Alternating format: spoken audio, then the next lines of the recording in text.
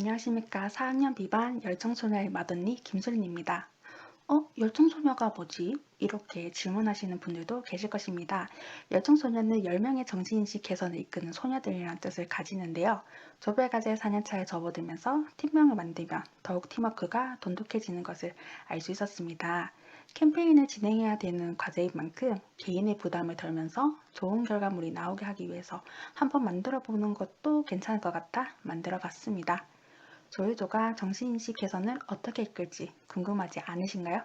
그럼 열정소녀의 정신건강 캠페인 계획 및 진행 사항에 대한 발표를 시작해 보겠습니다.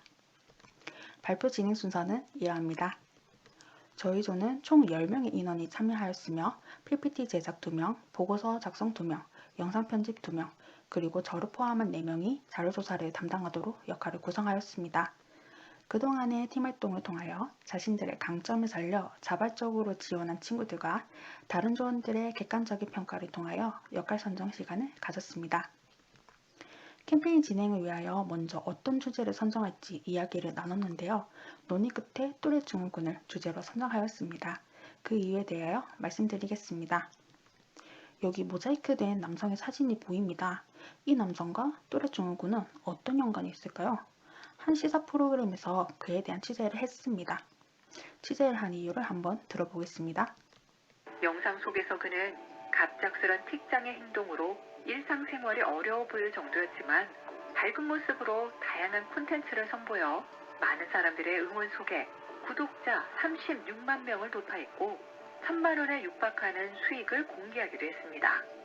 하지만 이 채널이 널리 알려지면서 그는 틱 장애가 없다는 지인들의 제보가 잇따랐고 본명인 홍정호로 음반 활동을 한 적이 있다는 의혹이 불거졌습니다. 논란이 확산하자 그는 지난 6일 자신이 틱장애 증상을 과장해 방송했다고 인정하며 모든 게시물을 비공개로 돌렸습니다. 사기죄와 모욕죄까지 언급되며 그를 향한 질타가 이어지는 가운데 누리꾼들은 이 사람 한 명 때문에 장애인들이 상처 안 받았으면 한다. 아이들 사이에서 정말 악영향을 크게 끼치겠다. 씁쓸하다 등의 반응을 보였습니다. 정신질환을 콘텐츠 제작에 이용한 결과는 안담했습니다. 사람들을 만날 때 안녕하세요 인사보다 죄송합니다 라는 사과가 먼저였던 이건희 씨는 아임돌의 영상을 보고 용기를 얻어 인식을 바꾸기 위해 활동을 했지만 부정적인 시선에 상처를 받았습니다. 정신질환자에 대하여 부정적인 이미지가 대중매체를 통해 보여지게 되면 일반인들은 정신질환자에 대한 고정관념이 형성되고 이것은 차별적 태도로 이어져 사회집단으로부터 배제되는 결과가 나타납니다. 실제적으로 콘텐츠에 영향을 많이 받는 학령기 아동들 사이에서 틱장애를 희화화하는 현상이 발생했다는 기사를 찾을 수 있었습니다. 그렇다면 우리 가까이 있는 사람들은 또래 증후군에 대하여 어떤 인식을 가지고 있을까요? 4월 9일부터 12일 4일간 마산대학교 재학생을 대상으로 네이버 폼을 활용하여 비대면으로 인식조사를 진행하였습니다. 문항 중 일부분에 대한 답변을 시각화하여 나타내 보았는데요. 실제로 틱 현상을 보게 되면 어떤 느낌이 드는지에 대한 답변으로 동정심이 들거나 무섭다는 반응이었으며 상해를 줄까봐 두렵냐는 질문에 그렇다는 답변이 과반수를 차지하였습니다. 개선 방안에 대한 인식문화 답변입니다. 또래 증후군에 관한 농담이 낙인의 요인이 될 수 있다는 답변이 과반수였습니다. 이를 극복하기 위해서 대중매체의 역할은 공정하고 정확해야 한다는 의견이 많았습니다. 저희 조는 캠페인 진행에 기초자료를 마련하기 위하여 또래 증후군에 대한 언론 매체와 논문 자료를 검토하였고 또래 증후군 인식에 대한 조사를 하였습니다. 한 콘텐츠 제작자의 또래 증후군 조작 논란이 크게 이슈되면서 정신건강 인식에 대한 심각성을 느끼게 되었고 설문조사 결과 나를 해칠까 두렵다, 직장 동료로서 일할 수 없다 등의 부정적인 답변이 많았습니다. 이를 통해 정신질환에 대한 계몽의 필요성을 느끼게 되었으며 부정적 인식이 개선되어 환자들이 마음 놓고 치료를 받을 수 있는 사회를 만들어가는 것이 캠페인을 진행하는 목적이라고 생각했습니다. 또래 증후군에 대하여 간단하게 알아보고 가겠습니다. 2주 전에 틱장애에 대하여 배웠던 기억이 다들 나시나요? 틱 증상은 눈 찡그림, 고개 젖히는 운동틱과 킁킁거리고 욕설하는 등 소리를 내는 음성틱이 있습니다. 음성틱과 운동틱이 동시에 보이는 것을 뚜렛 증후군이라고 하는데요. 뚜렛이라는 용어는 틱에 대해 최초로 사례 발표를 한 의사의 이름에서 땄다고 합니다. 한때 틱 장애의 원인을 가정 환경이나 부모 갈등으로 본 적이 있었습니다. 20, 30년 전만 해도 시민성 틱 장애라는 진단명이 흔했을 정도로 틱은 마음에서 비롯된다는 이미지가 있었는데요. 현재는 연구가 많이 이루어져 심리적인 원인보다 유전적, 신경학적 원인에 의한 발달 장애로 보고 있습니다. 틱 증상의 증감에 가장 큰 영향을 미치는 것이 바로 이 나이인데요. 대개 7에서 15세 사이에 증세가 심하게 나타나며 운동틱이 먼저 시작되고 음성틱이 뒤이어 나타납니다. 특별한 이유 없이 증상이 늘거나 사라지는 것이 일반적인 현상입니다. 뚜렛 증후군의 DSM-5 진단 기준은 다음과 같습니다. 임상 양상에 의해 내려지며 확진을 위한 검사는 없습니다. 뚜렛 증후군 환자 중 절반이 ADHD를 보이고 30에서 40%는 강박증에 동반하기 때문에 이런 2차적인 문제도 틱을 치료하면서 함께 보듬어줘야 되는 부분이 되겠습니다. 뚜렛 증후군에 아직 완벽한 치료 방법은 없는데요. 뚜렛 증후군의 경우 치료를 받지 않는다면 자연히 호전될 가능성이 매우 적기 때문에 빠른 치료로 사회에 적응할 수 있게 증상을 줄여주는 것이 우선적입니다. 그리고 재발되었을 때 빠른 회복을 도와주는 것이 중요합니다. 증상이 심한 만성틱이나 뚜렛 증후군의 경우 주로 약물 치료를 하는데요. 뚜렛의 대표적인 병태 생리 가설인 도파민 시스템 불균형에 근거하여 신경 전달 물질을 조절해주는 약물을 사용합니다. 할로페리돌, 리스페리돌 등이 있으며 투약이 결정됐다면 1년 이상 복용하고 그 후 복용할지 용량을 줄일지는 의사와 상의해야 합니다. 그 외에도 행동치료, 매뉴학적 치료가 있으며 침분의 자극술, 신경수술적 치료가 있습니다. 여기 몇 가지 사례를 통하여 뚜렛 증후군에 대한 인식을 살펴볼 수 있었습니다. 8살 자녀의 음성틱으로 놀라는 사람들에게 보호자는 항상 사죄합니다. 버스에서 몸을 흔드는 성모는 승객들이 보내는 시선을 견뎌야 했고 또래 친구들에게 따돌림을 받았습니다. 사람들이 가진 선입견으로 가족이 상처를 받았을까 걱정이 된다는 A씨는 고민 프로그램에 사연을 보냈고 진행자는 놀리는 것은 그 문화가 낫기 때문이며 그게 없다면 치료를 안 해도 되는 병이라고 답변을 해주었습니다. 우리들이 틱 증상을 대하는 올바른 태도는 부정적인 시선을 줄여 환자들이 마음을 편히 먹을 수 있게 하여 증상이 완화되도록 돕는 것이 되겠습니다. 캠페인을 진행하는 방식을 조사하는 과정에서 다양한 프로그램이 있다는 것을 알 수 있었는데요. 일반인들을 대상으로 인식 개선 교육을 한 후 퀴즈를 통해 선물을 제공하는 일회성 프로그램, 협회나 기관과 연계하여 교육을 진행하기도 하고 교내 동아리 활동, 걷기 대회, UGC를 제작하는 등 참여형 프로그램이 있었습니다.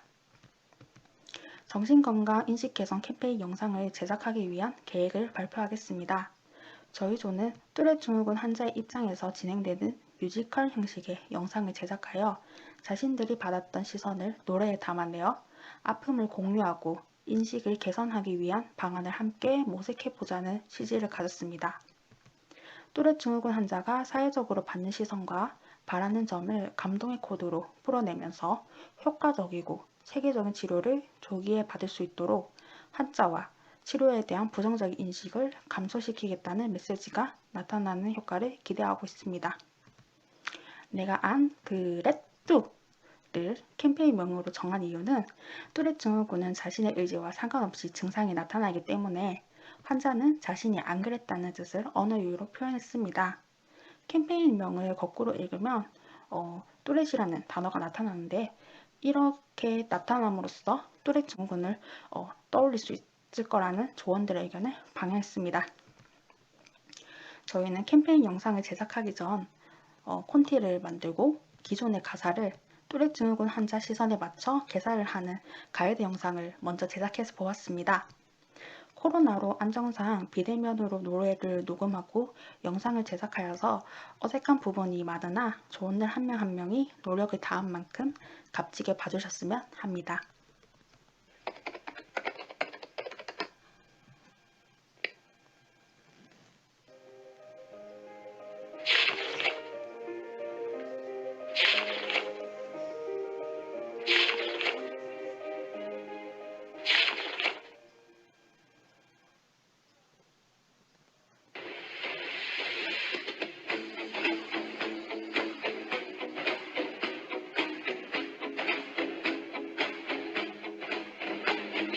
직장의 편견, 상태로 모든 게 내 탓인 것처럼 조용히 수없는 내 목소리 들려 조금을 숨고 싶긴 하지.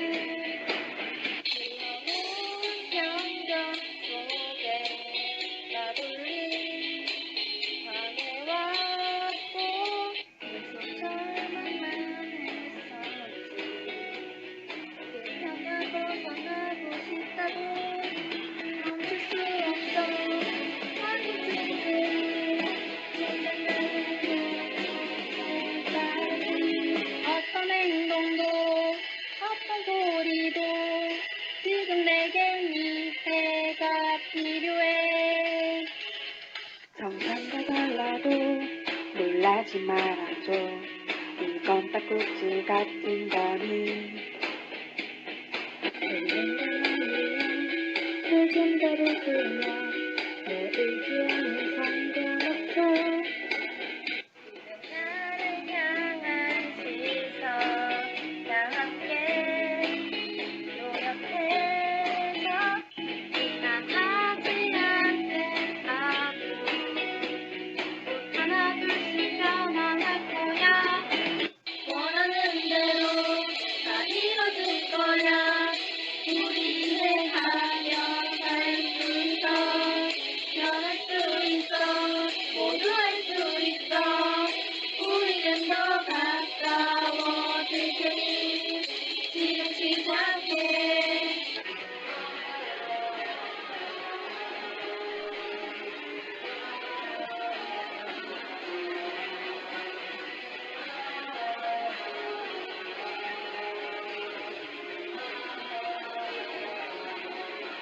다시는 위축되고 싶지 않아. 치료로 증상 호전돼.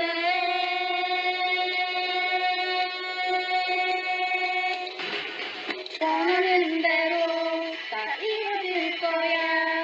그게 바로 우리 모두의 꿈. 변할 수 있어. 모두 할 수 있어. 우리는 더 단단해질 테니 함께 시작해.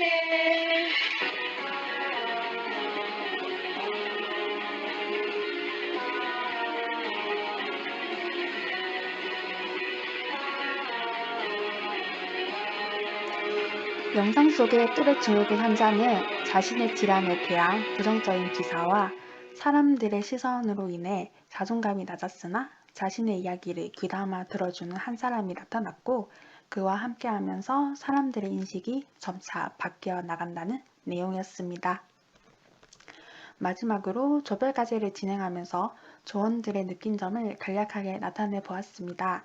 조원들 모두 만나서 진행하지 못한 점을 아쉬워했고 집중하지 못할까봐 걱정을 했으나 피드백과 여러 번의 회의를 진행하면서 무사히 마무리할 수 있어 뿌듯했다는 이야기를 해주었습니다.